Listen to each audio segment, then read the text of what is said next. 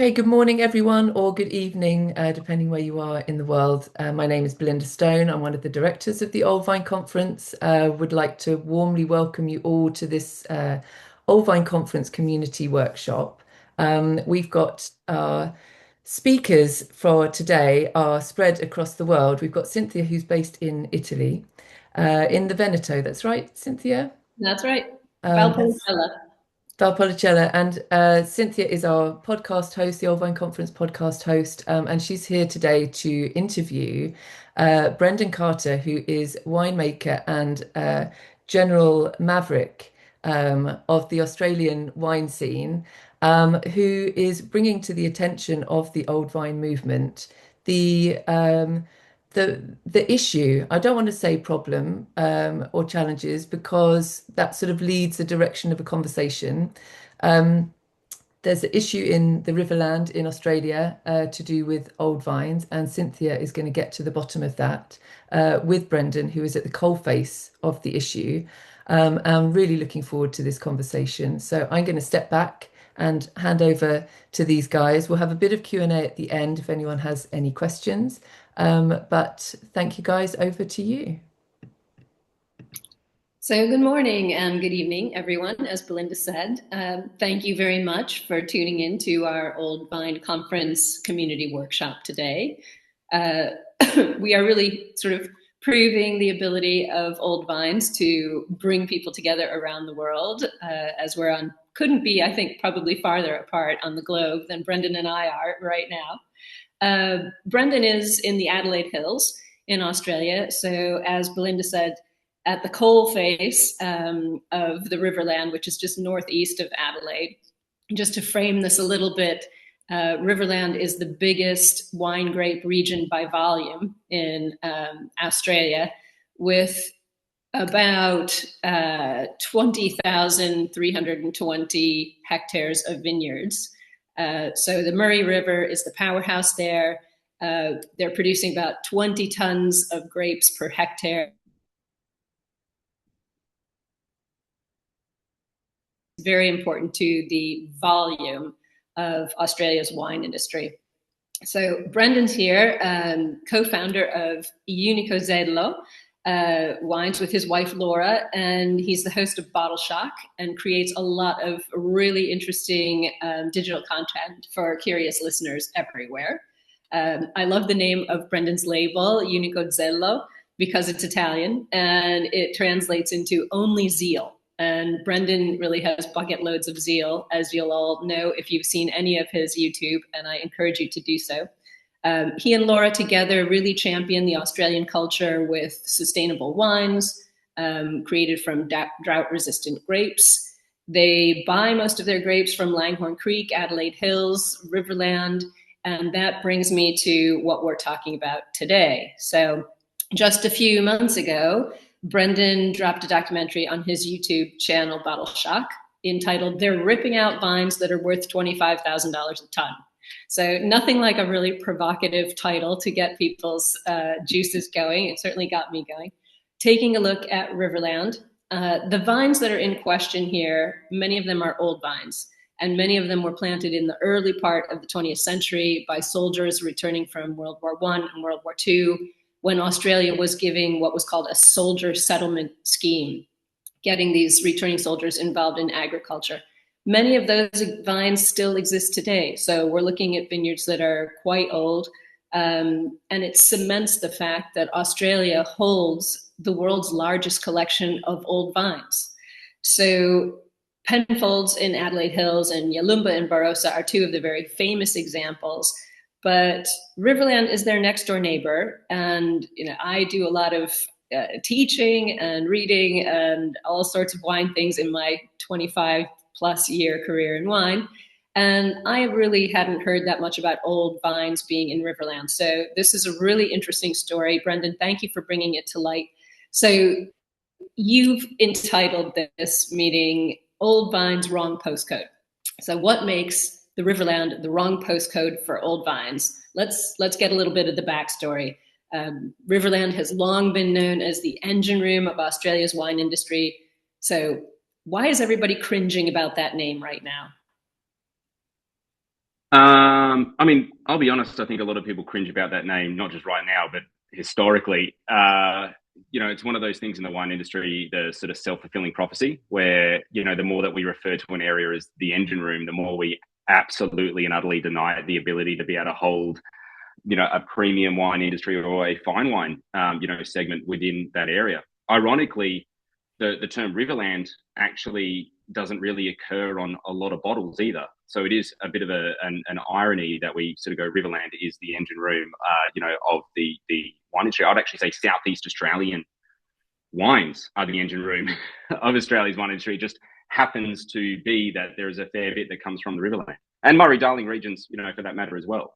So it's just, I think it's probably more an inaccuracy, if anything at all. But in terms of why it's in the wrong postcode, if we were to grab under the same sort of circumstances the vine material that is existing in the Riverland currently and literally move it 90 minutes drive away, then you could whack a couple zeros on the end of the value of that asset. The moment it seemingly moves and changes provenance effectively without actually inherently changing a lot of the underlying facts that build provenance in the wine industry, it just doesn't make sense. It doesn't stack up. Hence the reason why we were compelled to do a bit of an expose on it. Yeah, this is so interesting. We know that in this part of, as you said, Southeast Australia is known for volume wine, Riverland in particular, and there's been sort of a quote unquote wine lake created there. Too much low priced and low quality wine, bulk blend wine. Other countries are buying this wine as well, so there's export of it. Let's talk about the economics and the politics of this a little bit. So the growers have been on this land, since the 1920s, 1930s, and we're seeing a decrease in the vineyard hectarage now. So every year, vines are being ripped up. First of all, why? And secondly, why are the old vines not being separated out from this sort of bulk experience and put separate from the rest of the vineyards? Okay, so a little bit to unpack there. The wine, we'll start off with wine lake. So the wine lake being created is probably, again, it's one of these things talking about like let's I think need to actually define what the problem is, because oversupply becomes this sort of bandied around term. And yes, we are in a state of oversupply, but the wine lake hasn't necessarily been created. If you look at vineyard area and talk about vineyard area is reducing, it's actually been reducing for the last 20 years. And in the Riverland in particular, it's actually flatlined in the last decade. So I think when we use terms like wine lake and oversupply, especially to people that aren't inherently familiar with the Riverland and familiar with the world of wine, inherently assume that the growers have just got greedy and started planting all these vines everywhere. And oh shit, whoops, we've made too much. That's not actually the case remotely at all. And how the economics work, like within the Riverland, have motivated growers to be able to grow yield, not necessarily plant vineyards. Which is where we posit in the documentary an alternative, which we feel is actually going to make a lot more sense long term for the industry, which is actually contrary to where everyone is going, which is indeed vineyard removal. Vineyard removal is a wonderful blunt force instrument to be able to affect art change, which is a decrease in quote unquote the wine lake. But to be, I think, fair, we do have a wine oversupply problem, which means that we have a grape problem, but that doesn't necessarily mean we have a vineyard problem. I'd actually say that we have an under demand, not an oversupply. And when we're looking for solutions to underlying problems, if we were just magical if, and I understand it's a big if, but if the under demand problem gets solved, then we're definitely going to be worried about having vineyards in the ground, especially if the under demand problem has occurred in a state where the amount of vineyards and viticultural area has flatlined for a decade. Yeah, so absolutely. It wouldn't take. Yeah, so it's I would also qualify growers have been there since the 1890s. That's when the first sort of irrigation schemes were set up. So And we're currently trying to find, we know that there are a number of vineyards that we've been able to find that were planted before the 1920s and the 1910s, in fact. So that there are some significantly old vineyard material. And keep in mind as well, this is own-rooted material. So even the state of vine material there is quite interesting if perhaps it needs some kind of amelioration or remediation due to treatment over the last 100 or so years. Yeah, well, this is a really good point that you make. The under demand problem, I think, is a big one. We've got a similar thing going on in Europe, obviously, and pretty much across the world at the moment for various reasons. And again, as you said, blunt force instrument rip up the vineyards. We're seeing it happen in France. We're seeing it happen in places that you wouldn't expect to see it happen, for not always the best reasons. A lot of the times political, and all of the time financial. So bringing back demand is something that we definitely have to look at. I want to touch on that again a little bit later.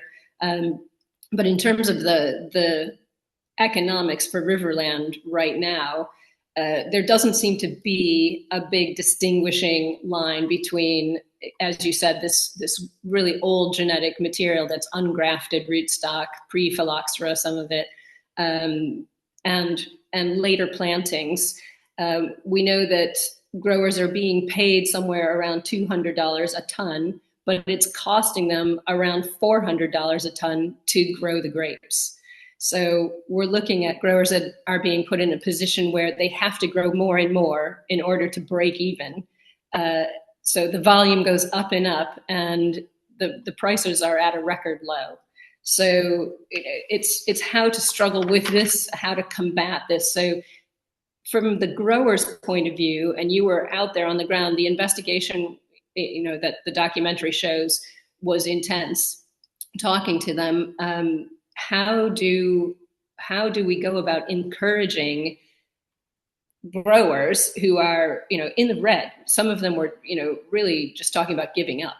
How do we encourage them to distinguish their old vines, protect those, preserve those? As you said, many of them have to be, they need major surgery. They've been trained in ways that probably aren't the best for them. We need to take them back probably to a bush kind of a vine, but that's another point that'll come later on in this. Economically, how do we get this message out to these growers that are really struggling financially? Big question. The struggle that we have is a lack of understanding of where growers are financially. Because yes, indeed, and we saw in the documentary, there are growers that are, that's it. They don't have a solution that is going to give them the return on investment that they need, and the timing. Many people need a 12-month turnaround, and it's really quite critical. There are, at the other end of the spectrum, growers that are actually quite still very successful, that are maybe they're getting $200, $300, $400 per ton, maybe break even, but they see the last couple of years more as not necessarily a blip, but a part of a decade-long turnaround. So they may be a little bit more financially literate, or had started more recently in the industry, and they haven't gone through the waves of ups and then downs and then ups and then downs that have rendered growers in a position where they have to sell off certain assets historically, particularly their water rights. So, and that's something to distinguish. These growers are in a position, the ones that are in the worst position, have sold their water rights, and they sold them quite some time ago. So this isn't the first go around for what we're seeing at the moment. I think it's the third or fourth go around, in fact, because it's very much been tied, the success and the failure of the industry there has been largely tied more recently in the last 40 years to the rise of the UK market, then the crash, and then rise of the US market, resultant crash, and then China.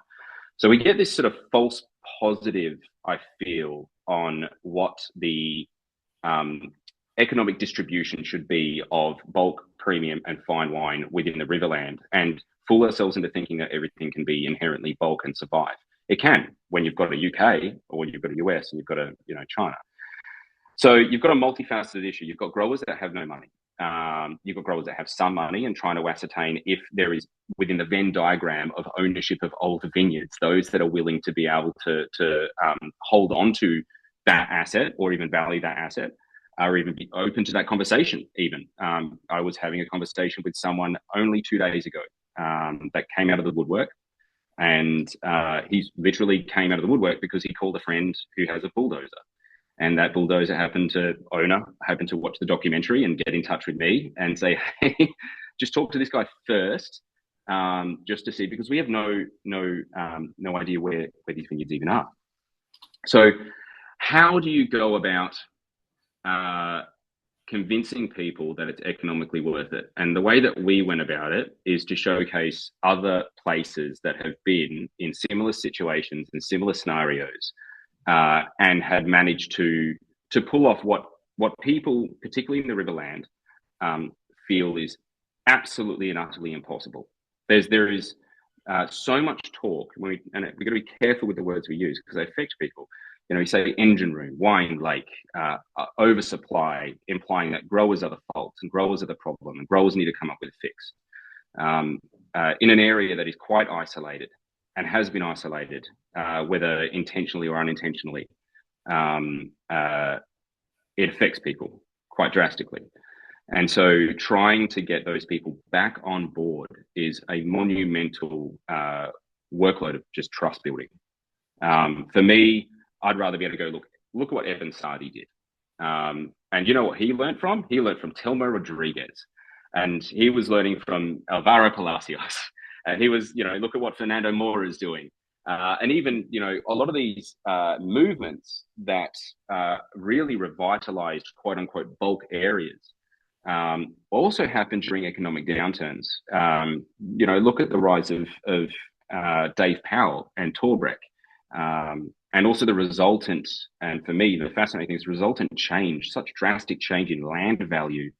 Often the one is we talk about things like tourism, and economic output, but just sheer land value at such immense scale in rural areas where nothing else would be ever developed out there, nothing else of any kind of inherent meaning, is very powerful. And we've seen it play out time and time again. And so for me, I've been trying to find why it wouldn't work. Fortunately, there are enough growers, and funnily enough, how it works in very close-knit communities like the Riverland is usually when they see someone trying to give it a go, they do get behind you. And if they do see that it works, then they do wonder how they can do it too. And so it really does come down to someone just giving it a go, to be fair. I think I agree with all of that. And, it's a model that's been going on for a long time all over the world. If someone succeeds doing something new or unusual, then everybody around them wants to jump on that train. Makes sense, human nature. But I think one of the things that we haven't brought up, and as I'm the moderator, I will be the person to bring up the ugly truth in Riverland, which is they have to deal with vinarchy. And vinarchy is a major, if not the only, processor in Riverland. So we're looking at growers who, for the most part, don't have the ability to make their own wines in their own vineyards. So they're taking they're selling their grapes, they're taking their grapes to be processed. And vinarchy sells primarily to retail chains, low cost, wines, vast quantities of things. So it is not in their best interest to encourage these growers to do something new. Even if, as we know, an old vine wine is going to, as you said, add a couple of zeros to the cost of the bottle, regarding the difference between a bulk wine.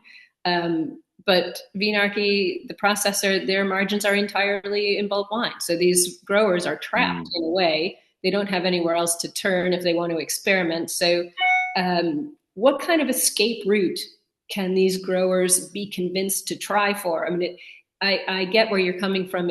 If one person does it and succeeds, then everyone wants to, but not everyone can. Correct. Look, the vinarchy thing, I mean, first, it's quite a nuanced thing to talk about. Vinarchy is not the issue. Vinarchy is a symptom. And I'll be honest, Vinicky is also not inherently a problem. Vinicky is just Vinicky. They are an exceptionally large, producer. There are lots of exceptionally large producers, maybe not to their size and scale, but in every region has large producers that make bulk wine. Like if you wanted 500,000 litres of Adelaide Hills Pinot Noir right now, I could find it for you. I'd actually ask you what vintage you wanted. But Adelaide Hills is regarded as a fine wine region, and that happens to have bulk wine.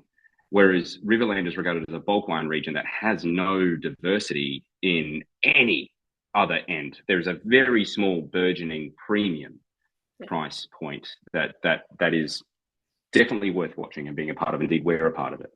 No fine wine at all. No segment of the market that would grow value using provenance. So with Vinicky, I wouldn't necessarily say that growers are trapped. Also, growers don't have to deal with Vinicky because for the most part, growers are part of CCW.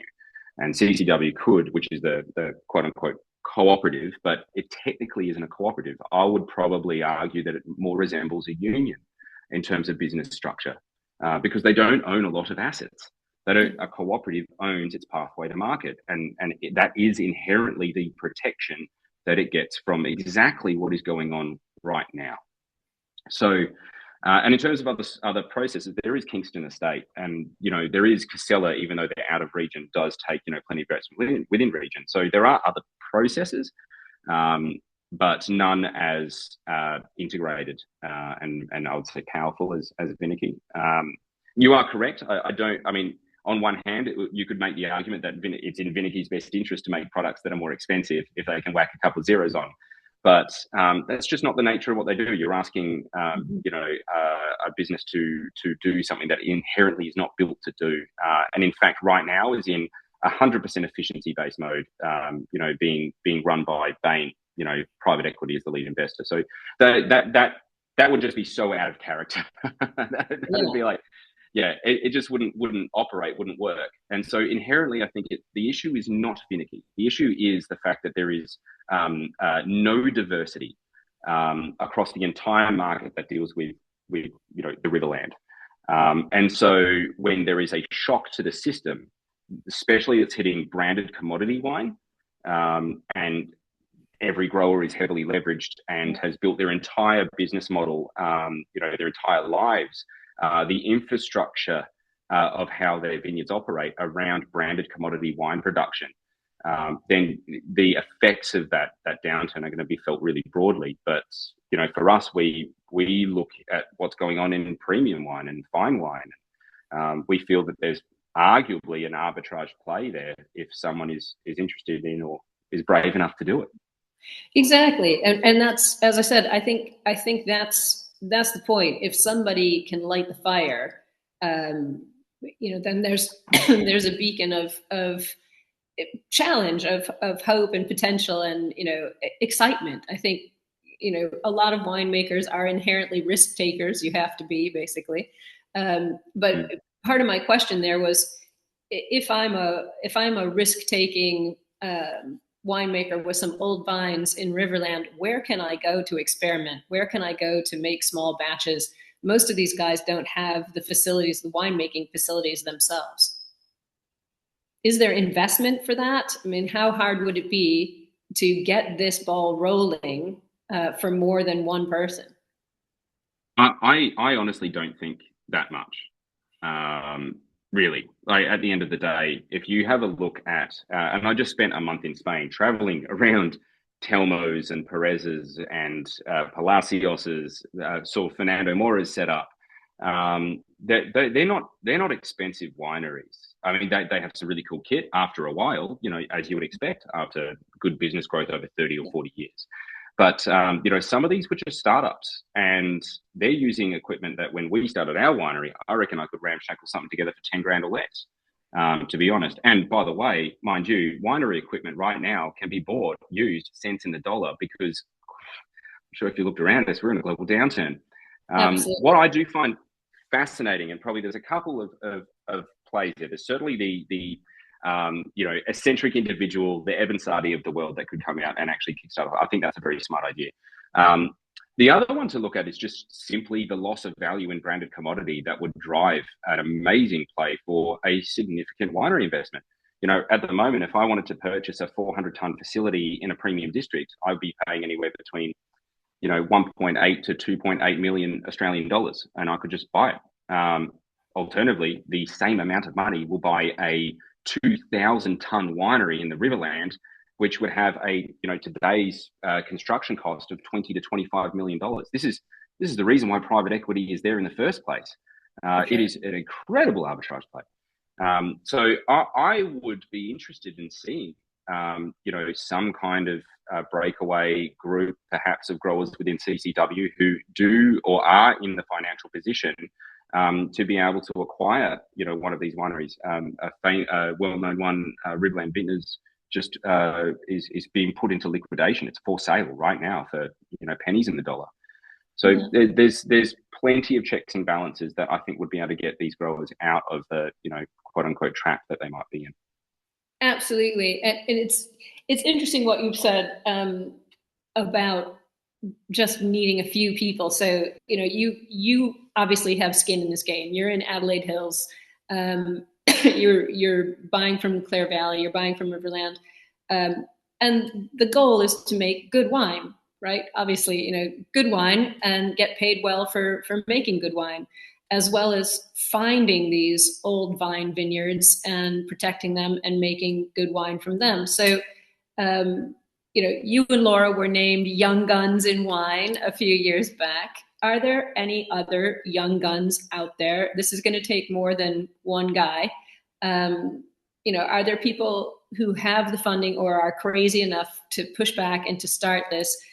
You said you'd like to see a group of people do this. Is there a potential group out there? And if so, how do you harness them? Not you personally. How does one harness them and get this kind of a movement started? Because it's going to take, we're looking at inertia here. We're looking at egos and pride and old wine growers who, they will tell you this is how we've always done it, so this is how we will always do it.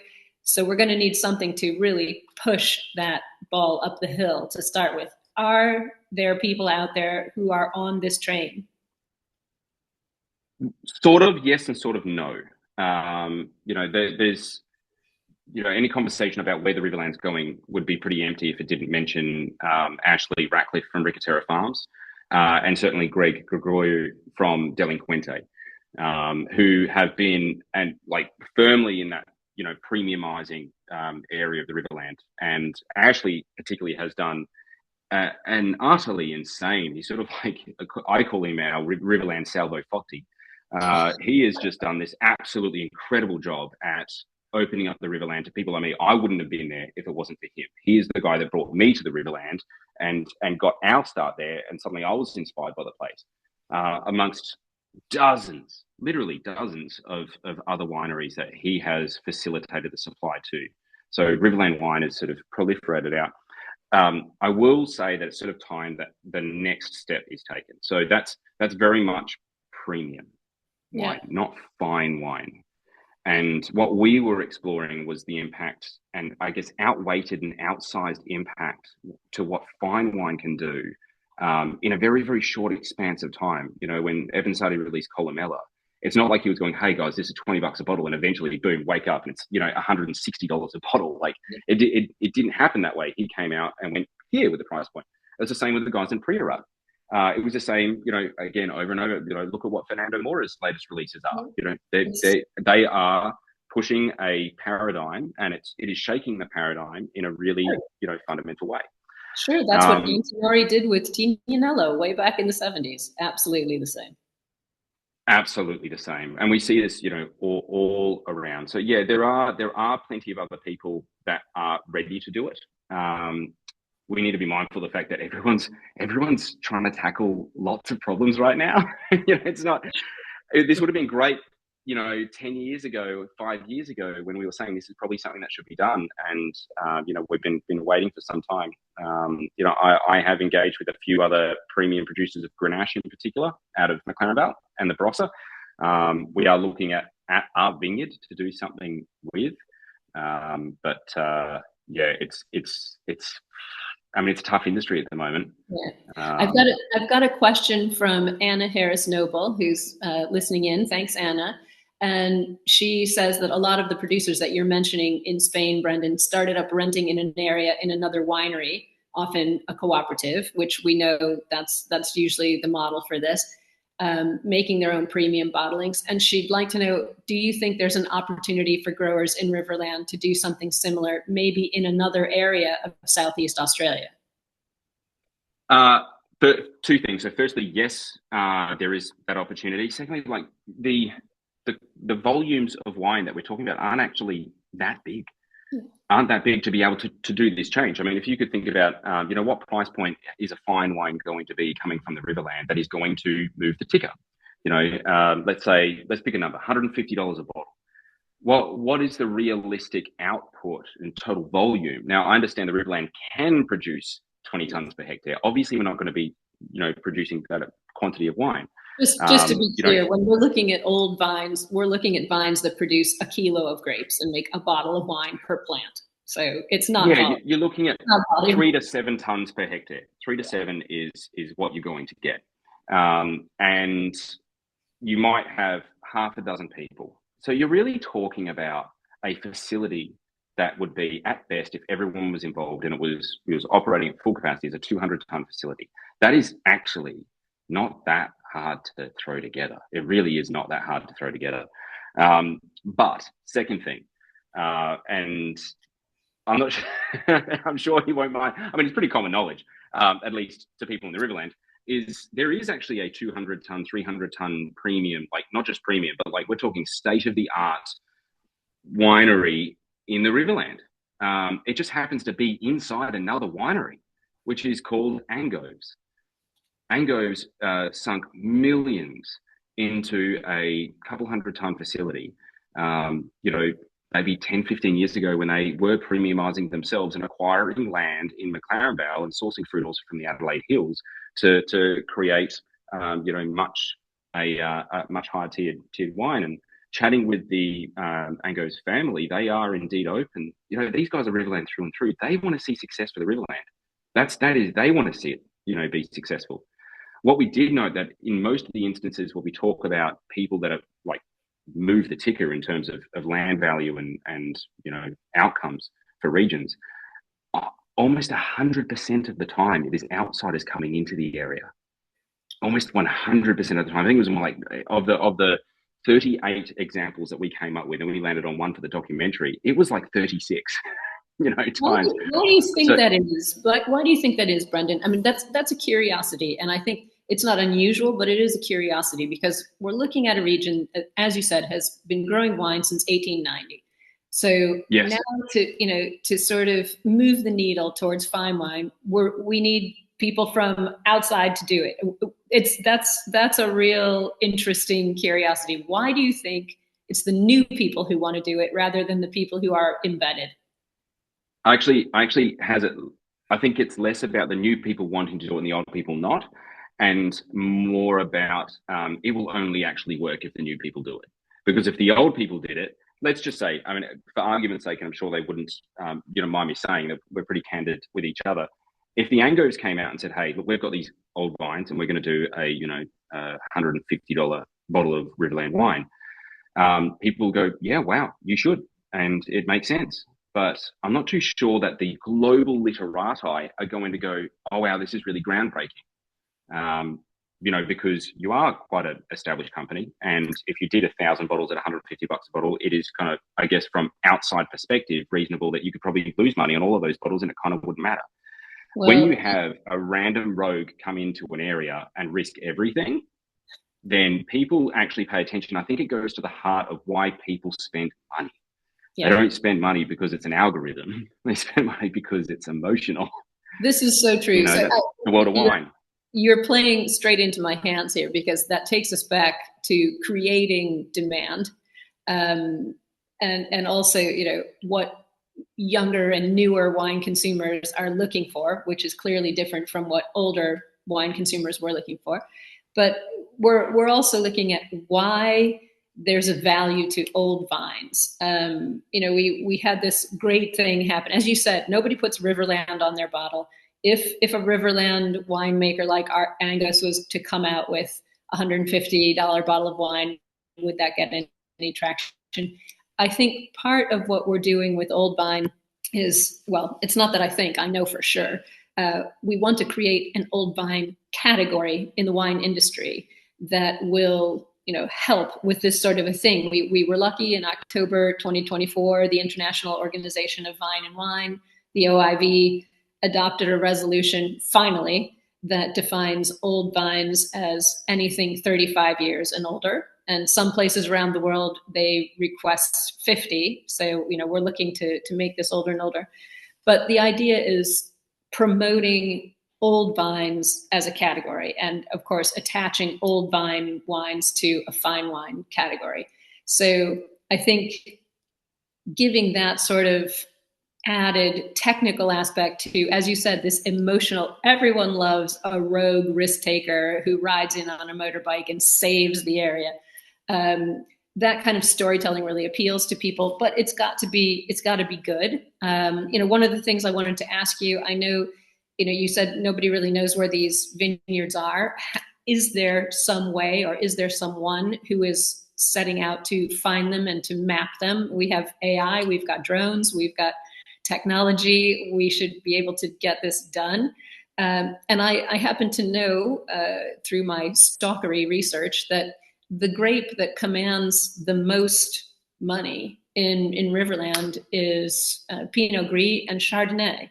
So I doubt that either of those are old vines. So I'm wondering how we bring these things together. We want, to preserve these old vines, get a fine wine category, come up with a story that's compelling, and make a wine that is actually worth sticking a couple of extra zeros on there. So, what do you think about sort of these non-economic resources, marketing, social media, moving the dial for a project like this? Do you think putting Old Vine on a label is something that's going to be worthwhile in the context of Riverland?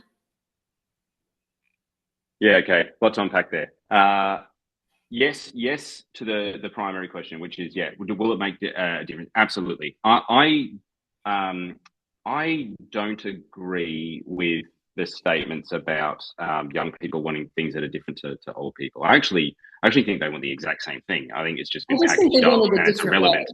Yeah, I agree. Yeah, just a little bit different way. And I think a lot of the altering the underlying thing of what wine is just a really great way to burn a lot of cash, because I don't see it being long-term viable. A lot of the commentary about sustainability and health trends, yet, I'm a millennial, and when I cut my teeth, 1 in 6 of us smoked, and then I employed 30 millennials, and now 5 out of 6 vape. And I'm like, well, there's a lot of synthetic chemical that you're putting in yourself. I don't think it's about health trends. Highest users of recreational drugs ever in history as a populace. I don't think it's about health. I think it's about relevance. And I think the wine industry has kind of always been slow on the uptake of being able to provide relevance and tell more, interesting and relevant narratives. So as to Pinot Gris Chardonnay, they are definitely not old. Is anyone looking at them? I am.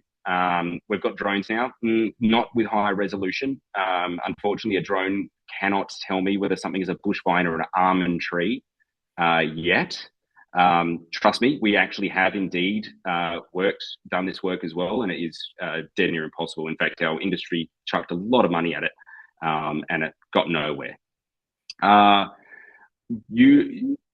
But I've been working closely, actually, funnily enough, with Vinicky. They've been very helpful in giving me access to some of their data sets, as well as CCW, the Growers Co-op, and other data sets, which still only represent a rough mosaic of vines where they are. And in fact, there are just obvious ones that are literally by the roadside that we source from, that are from the 20s, that aren't in either data set. So it's almost like what's in front of people's own faces isn't even written down.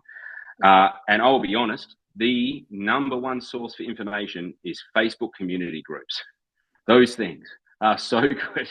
And trust me, a lot of older folks that spend a lot of time on Facebook community groups and willing to share information about anything to do with anything old is really quite ironically valuable to this young person anyway. So I do think old wine is going to be important because of what it signals. It's not just the fact that it could signal better, but to the novice who's getting into wine, just knowing that fruit comes from a vine that's that old, a younger consumer can join some dots pretty quickly. They go, oh wow, that's older than me. Oh wow, you don't replant the vines. Then that's obviously a perennial crop. That's going to add to its biodiversity over time if farmed very well.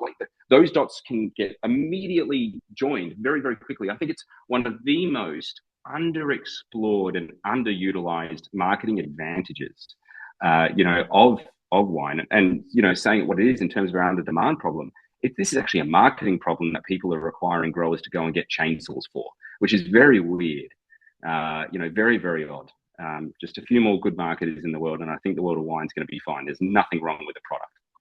No, I 100% agree, or else I would have slit my throat by now, having committed half my life to this industry. When people say no one's drinking wine, I just don't believe that. So I'm fortunate. I have 6 kids who are between the ages of 25 and 34. So they're my in-house test market, and they drink wine. So,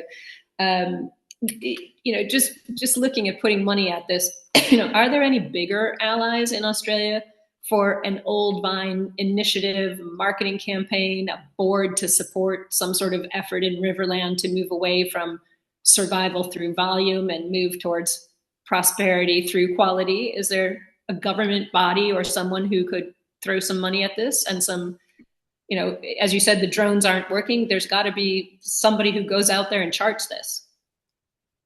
I'm not sure if what's going on in the world of Australian wine right now, but there's not a lot of love for regulatory bodies. But the issue and challenge with regulatory bodies is, they are representative bodies as well. On the regulatory side, they're going to be government funded, and so there's going to be certain and very quite stringent standards about the usage of funds. On the representative side, there's a lot of rules. Yeah, you get it. On the representative side becomes even more problematic, especially when, let's just say, talk about the Riverland. Everyone's in branded commodity. So why would any funds go to not branded commodity? Is that not representative?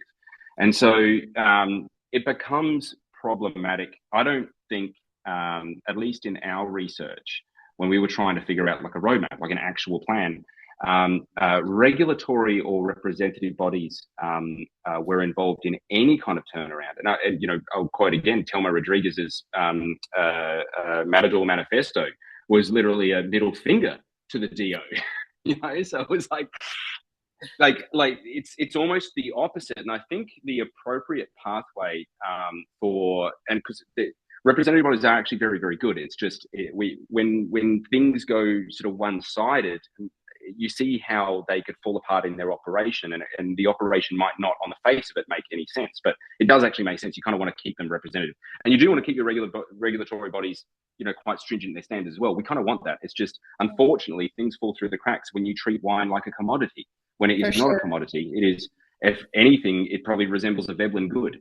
So it kind of operates to weird, different economic models, in line with luxury goods. So I think what will happen is private enterprise will ideally, I hope, private enterprise will come in and do something.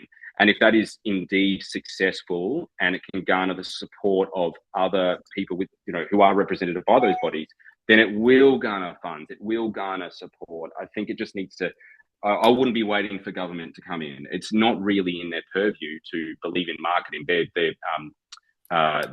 They're retrospective. They will look at data that has been proven and then fuel or put capital or change legislation to make things easier and grease the wheels of things that are already moving in the right direction. Absolutely. I assumed that was going to be the answer, but I had to ask the question.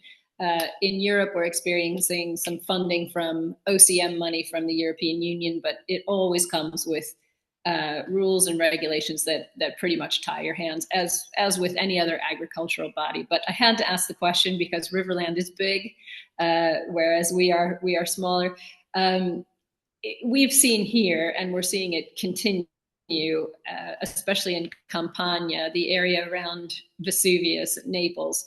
Feudo di San Gregorio, big producer, very successful, with a lot of old vines on their property, and they are leading the charge, and they are financially supporting a lot of these people who aren't even growers. They are just owners of a piece of land with abandoned old vines that they would like to rip up and plant olive trees or citrus trees or something else. And Feudo de San Gregorio is helping them through a foundation to not do that, bringing in pruners and things like that. So awesome. There's a lot of work that has to go into it, and hopefully, as you said, someone like Angus or somebody in the area who gets on board is going to be helpful, I would assume, with this sort of a thing. So I just want to talk about circling back to the very beginning of all of this. The growers, this is where it starts, this is where it ends. You were involved for a time with a project called Harvest Wines, where there was some profit sharing with growers. There's been a lot of that taking place in California as well, bringing what we often call vineyard stewards, people who aren't making the wine, but who are growing the grapes, into the process, making them feel more vested in the product that is ultimately produced, instead of a bulk wine, aiming for a fine wine. I wonder if, what are your feelings about, Riverland? Can we pull this off in Riverland? Can we get to these growers, these smaller growers? Can we get them vested in their old vines, get them vested in the goal of a fine wine coming out of their area, preserving that massal selection, those resistant vines, promoting this as a category, looking for some value add through saying old vine. What are your thoughts about the potential for Riverland to pull off this kind of a quality comeback based on an old vine, fine wine strategy?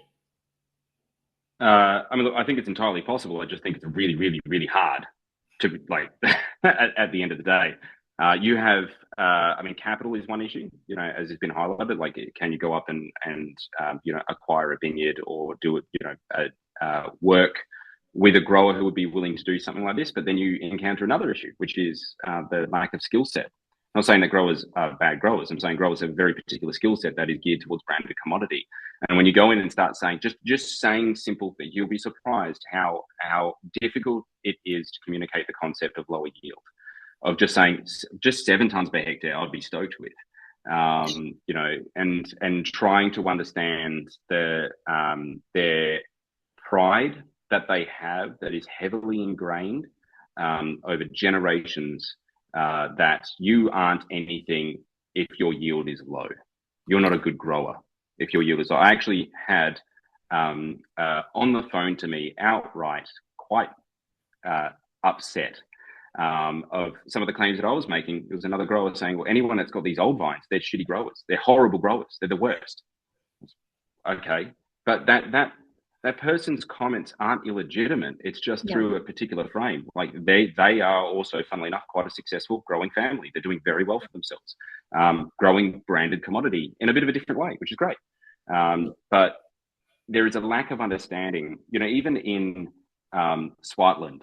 When you go to the pizza nights that Artie Bardenhorst puts on, and there are some of the greatest wines of the world that are just sat on random people's tables that they've just brought to this night. Like they built this culture of fine wine, and they would travel up to Europe. They would benchmark themselves continually, and it's tasting with Bardenhorst and Sardi. It's a marathon. These guys are very serious about what they do. Trying to overlay that in the Riverland is very difficult because it's very much a commodity mentality, and it is a thing for people to leave the Riverland. It is like I managed to leave. No one seeks to come back, and that in of itself highlights the problem. So is it possible? 100%. The asset is there. The only limiting factor, the only actual debate or argument that I could see as being potentially limiting is because we can get around water. We can get around water using, pre-ruts irrigating. So, you can 100% get around those kind of things. We can get around old vines. We can get around, I could go and just buy the vineyard myself and just do the farming myself. So I can get around the skill set, get around the capital, get around probably the branding and the distribution. Because I do think if someone made, 600 bottles at $150 a bottle, you're doing the right viticulture and talking the right time and the right winemaking, and they knew what they were doing, I think you could probably sell 600 bottles at $150 a bottle. The only one thing that would cause a slight hiccup in the plan is degree days, 2,200 degree days. But that's not uncommon in places like Aragon. Like, it's not uncommon, but you would need to work your viticulture accordingly to these particular days. But at least your limiting factor. At the moment, no one really registers. They see 2,200 degree days and they go, sweet, I'm gonna get 15 tons per hectare, right, baby? Exactly. Put 2 megs per hectare on that thing, and we're gonna make bank. But you're making bank at $400 a ton, $300 a ton with one customer. That was the part of that documentary that freaked me out. I didn't even know that until he said it. Hundreds of farming families, hundreds of thousands of tons, one customer. Surely this should have been flagged by now. Yeah, and it's scary, as you say, particularly with climate change, climbing number of days that are over 100 degrees. Irrigation is going to become super important, and all these people have sold their water rights, as you pointed out, so they're paying for their water now, which is very costly.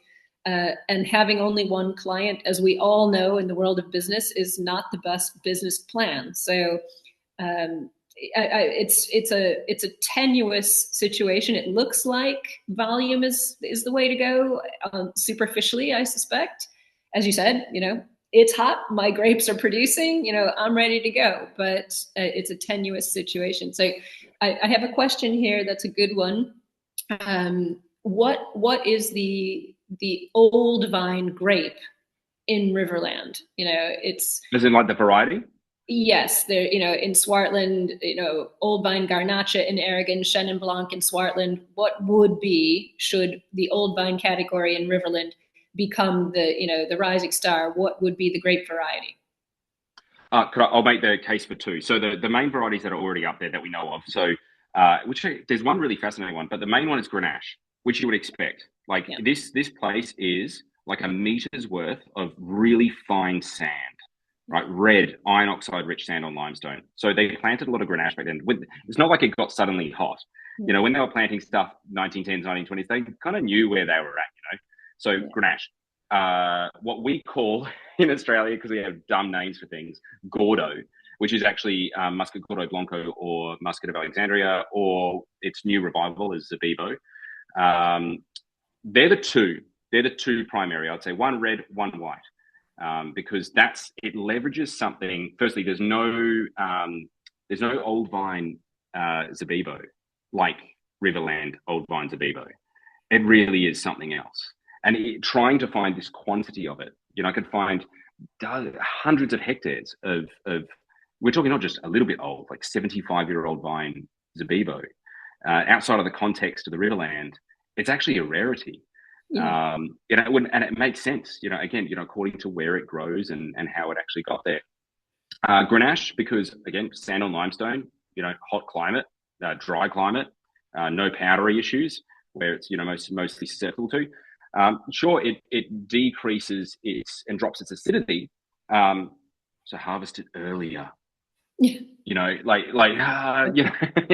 Oh, no, we've got too high malics. Great. Carbonic maceration it is then. It chews up 60% of it. Like, there are other things that we can do, you answer in winemaking. But easily, if you're continually going around and going, we need to make this, rubric of the wine. We need to hit the, alcohol, we're going to hit the color.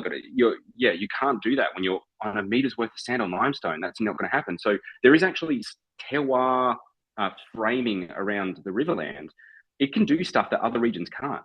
Barossa can't do Grenache like Riverland Grenache can do Riverland Grenache, and it can't do it like McLaren Vale, but McLaren Vale can't do what what the Riverland can do with it. It would be an entirely new, very delicate, very, very light, elegant style of Grenache is what you would expect to drink as well in a place that gets 40 degrees Celsius quite regularly. The other little sort of minor ones would be Mataro. The interesting one is Doradillo, which I didn't even realize we're the only ones that call it that, but it's actually white Menthea, or actually technically it's Jayen Blanco, which is, you know, again, like one of those vines that you come across and go, what was going on? It was all about brandy production. And exactly. Gordo was all about, or Zabibo was all about diversified, uses for the grape. You know, you had raisins, you had table grapes, and you had, a wine and brandy. So probably one of the better sort of grape varieties for the region. But those would be the two I'd say. Grenache and Zabibo would be the grapes. Well, perfect. Two last questions for you. One is from Chris Sutherland, who is talking about a Scottish distillery, Glenwivis, that did a crowdsourced fundraising. And Chris would like to know, what do you think, would that kind of an approach have potential to raise money in Riverland for something, getting a fine wine or a winemaking identity for a fine wine or old vines off the ground with crowdfunding? Probably. Yeah, probably. We have looked at models like this before. They're not perfect. Especially it depends on where you are in the world. When you're taking money from crowdfunding platforms, you can, as a small business operator, inherit an unfortunate amount of maintenance cost of notifying. It's almost like you get treated, they call them sophisticated investors in Australia, where basically you become a publicly listed company and quasi-publicly listed, and have to disclose a lot of information to your quote-unquote investors. So as a small startup, we're probably built to be able to do something like that. But once you get to sort of our size and scale, we just do it ourselves. Right. Well, it's interesting. It's another. I think this conversation is getting people thinking about how to finance this sort of thing, and that makes me excited. It's great. Yeah. Last question from Juan Londono, and he's talking about information asymmetry running both ways. Growers negotiating without knowing what comparable fruit is fetching. Buyers are sourcing without seeing the full price available. So this isn't just an oversupply problem. This is a market design problem. And Juan would like to know what you think about price transparency and buyer visibility as part of the core issue for Riverland. Oh, I 1,000,000%. That is such a great observation. I'm literally going to a talk next week specifically about market fuzziness, market transparency. And you raise like a really good one. I'd actually raise an even bigger one. About 10 years ago, we were flagging when certain wine styles are being stockpiled in people's homes and not actually being consumed. And then, that gets put back onto retailers who eventually, stockpile them, then wholesalers, then distributors, then wineries. And then it was only recently, like relatively recently, the last, say, 4 or 5 years, when you started seeing these big stock write-downs by, like, McWilliams wines, Penfolds wines in the States, writing down hundreds of millions of dollars, tens of millions of dollars of stock. And we're going, this is stock that has been stockpiling for a while. And then only now that relationship that sits between the grower and the winery, that, they're one customer. So they just have this, chat back and forth. And it's really interesting. The more that I talk to, because I come from the world of fine wine, I come from the world of working directly with customers and directly with media. And so when I talk to growers, they definitely have no idea what's going on. No idea. In fact, with the sale of Pernod Ricard's assets to become Vinnicky, merged with Accolade, no one had actually talked to any grower until like December about their contract, like after the grower had already heavily invested in the crop. Like we're talking a month before harvest. Crazy that would be allowed. Then the wineries themselves, funnily enough, when I actually talk to them about what's going on in the market, I think they're so bureaucratic. I don't think they know what's going on. I don't think anything nefarious is going on. I think everything is quite non-transparent. Talking to regulatory bodies who rely on data from data companies, the famous quote is, when the data says something but all the anecdotes say something else, believe the anecdotes. There's a lot of anecdotes going on. Even I'm going, I don't understand. It's like wine and health thing. When my generation is big on recreational drugs and vapes, what's going on? So, but you can't really morph that and mold that with data, or the data is not really fitting what's being observed. And so I think the regulatory bodies and maybe some of the representative bodies are relying on fuzzy logic, fuzzy data that is being fed into wineries that also really don't know what's going on, who are telling growers. And I think this whole sort of branded commodity thing is become almost a bit like the Roman Empire, where it's so busy, it's so complex, things are moving so quickly in the market that they have no idea how to tackle this, and it's just going to consume itself. That's a And problem. therein lies monumental problem of market transparency. And I don't think it's necessarily about, if a grower just knew that if they were 90 minutes south, they would suddenly get, higher pricing. That might have worked 15, 20 years ago. But now that, so much negotiation happens through the cooperative, and the cooperative has that one customer, like there's not really an opportunity to go back and be like, well, the Barossa fruit gets this. And they go, well, that's Barossa on a label. Yeah. You're Southeast Australian on a label. And they go, well, what can we be Riverland on a label? And the winery determines what goes on the label, not the growers. Again, this is highlighting when a cooperative gets rid of its sales and marketing and winemaking assets, then I'm sorry, but you just have to do what the winery tells you. So there's a fair few different issues. It's about trying to figure out which one to do first.